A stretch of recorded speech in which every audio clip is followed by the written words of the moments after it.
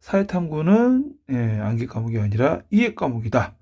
여러분들의 이해를 돕기 위해서 오늘도 열심히 강의를 찍는 큰머리 사회입니다. 오늘은 오랜만에 사회문화 강의를 좀 찍을 텐데 여러분들 이제 많이 헷갈리는 게 이런 내용인 것 같아. 양적 연구하고 질적 연구가 있는데 양적 연구는 통상적으로 우리가 연역법이라고 하고 질적 연구는 귀납법이라고 하지. 그런데 양적 연구를 보면 그 안에 또 연역적 과정이 있고 또 귀납적 과정이 있다는 말이야. 그러니까 이게 연역법인데 왜 연역적 과정과 귀납적 과정이 있냐? 그러면 질적 연구에는 연역적 과정이 있냐 없냐 뭐 이런 걸로 좀 헷갈리는 것 같아서 간단하게 설명을 할게. 일단 기본적으로 여러분들 봐봐. 연구 방법에서 연역법이라고 하는 것과 귀납법이라고 하는 것의 가장 큰 차이는 뭐냐면 결론이 앞에 있냐 뒤에 있냐야. 결론이 앞에 있냐 뒤에 있냐. 무슨 말인지 알았어? 통상적으로 앞에 있으면 우리가 뭐라 그래요, 여러분들? 결론이 앞에 있으면 연역법이라고 한다.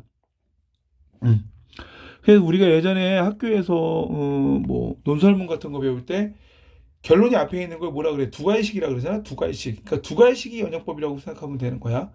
그러면 귀납법은 뭐 여러분들 이제 미괄식이지, 미괄식. 그래서 얘네들은 결론이 어디에 있어, 여러분들? 뒤에 있다. 그런데 우리가 두괄식, 미괄식 말고 또 배웠던 게 하나 있지. 그게 바로 뭐 여러분들? 양괄식이야, 양괄식. 그러면 양괄식은 뭐냐면 결론이 앞에도 있고 뒤에도 있는 경우야. 무슨 말인지 알았어, 여러분들? 그래서 이게 논설문으로 가면은 두괄식도 있고, 자꾸 실수한다. 두괄식도 있고, 미괄식도 있고, 양괄식도 있는데, 이게 연구 방법에서는 연역법, 귀납법 하나밖에 없다. 두 개밖에 없다는 거야, 두 개. 그러니까 쉽게 보면 결론이 앞에 있으면 무조건 연역법이야. 무슨 말인지 알았지? 결론이 뒤에 있으면 무조건 뭐라고? 귀납법이야. 그러면 양적 연구는 연구 과정이 어떻게 돼요, 여러분들? 일단 처음에 문제 제기하는데 문제 제기는 빼자. 잠정적 결론이 나오지. 그게 바로 뭐 여러분들? 가설이 나온다는 거야, 가설. 가설이라고 하는 건 실제 결론과 동일한 거야. 잠정적 결론이니까. 됐어, 여러분들? 그리고 이 가설을 이제 어떻게 입증할 거냐에 대해서 연구 계획을 짠다. 연구 계획, 연구 설계를 하고, 그리고 나서 연구 설계에 따라서 이제 뭐 여러분들 이제 자료 수집을 하지. 그리고 나서 뭐 한다, 여러분들 이제 자료 분석을 해.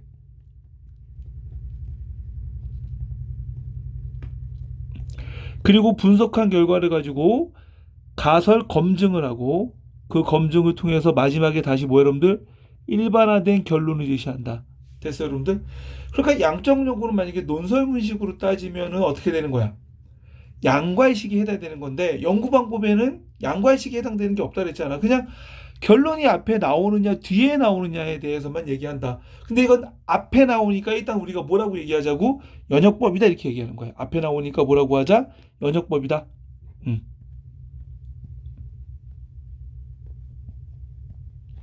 그럼 질적 연구 연구 과정은 어떻게 돼? 질적 연구는 문제 제기하지, 여러분들. 그리고 그 다음에 뭐 하냐? 가설이 없고 바로 문제 제기 이후에 연구 설계, 연구 계획으로 넘어가죠. 그리고 나서 그 다음에 뭐 여러분들 이제 자료 수집하고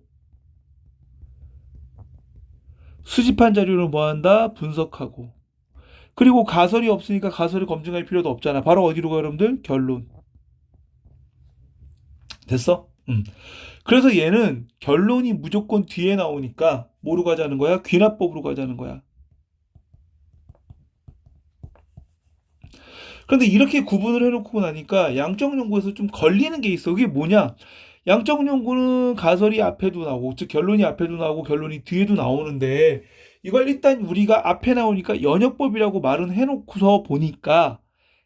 나서 보니까 이건 귀납법적 요소도 있거든. 귀납법적 요소도 있거든. 그래서 사람들이 이걸 그러면 연역법이라고 해야 되냐, 귀납법이라고 해야 되냐, 아니면 섞어서 무슨 연기법이라고 해야 되냐. 이건 내가 한 거야. 뇌피셜이다. 연기법이라고 해야 되느냐 막 고민을 하다가 일단은 그러면 가설이 결론이 앞에 나오니까 일단은 뭐라고 하자? 그래, 일단은 연역법이라고 하자. 연역법이라고 하고 대신 그걸 다시 쪼개서 우리가 여기서부터 자료 수집까지는 뭐로 가자? 연역적 과정이라고 설명을 하자. 연역적 과정. 무슨 말인지 알았어, 여러분들? 그러니까 어떻게 보면 사회학자들이 좀 약간 애매모호한 이런 연구 방법에 대해서 나름대로 뭐 여러분들 절충책을 마련해서 그걸 가지고 해결책을 제시한 거야. 그래서 가설에서부터 자료 수집까지는 앞에 결론이 나오니까 우리가 연역적 과정이라고 설명을 하고, 무슨 말인지 알았어요, 여러분들?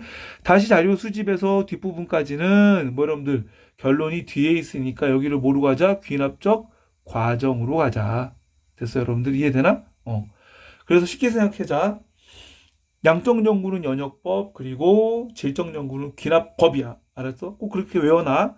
그리고 나서 사람들이 양적 연구가 결론이 앞에도 있고 뒤에도 있으니 이런 부분들을 해결하기 위해서 결론이 앞에 있는 부분서부터 자료 수집까지를 연역적 과정이라고 부르고, 자료 수집에서부터 결론까지 과정을 뭐라 그런다? 귀납적 과정이라고 부른다. 예, 이렇게.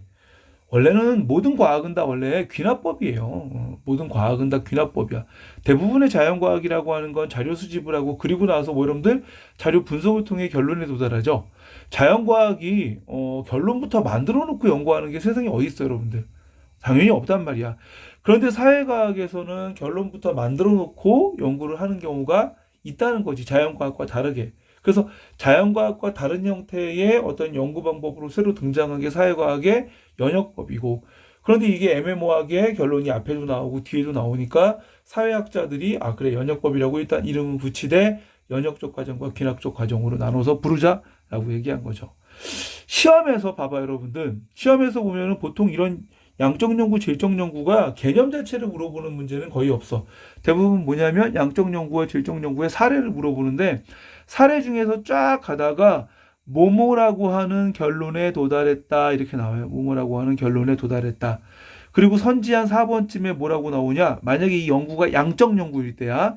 양적 연구일 때 리을은 연역적 과정을 통해서 도출되었다. 연역적 과정을 통해서 도출되었다. 물론 이 연구가 양적 연구니까 연역법은 맞지만 리을은 결론에 해당하는 거죠. 가설 잠정적 결론이 아니라 그냥 요 마지막에 나오는 결론이야. 그럼 결론은 연역적 과정을 통해 도출되었다. 맞는 표현이야, 틀린 표현이야? 당연히 틀린 표현이지. 양적 연구는 연역법이지만 양적 연구에서도 결론은 귀납적 과정을 통해서 도출되는 게 맞는 표현이다. 알았어요, 여러분들? 근데 블로그에 올려놓은 그 글들 중에 가장 이때까지 조회수가 많았던 게 연역법과 귀납법, 양적 연구, 질적 연구에서 연역법, 귀납법 어떻게 되느냐? 그 글에 대한 조회수가 가장 많더라고. 그래서 여러분들 좀 쉽게 이해하라고 동영상 강의도 한번 찍어 봤다. 수고했습니다.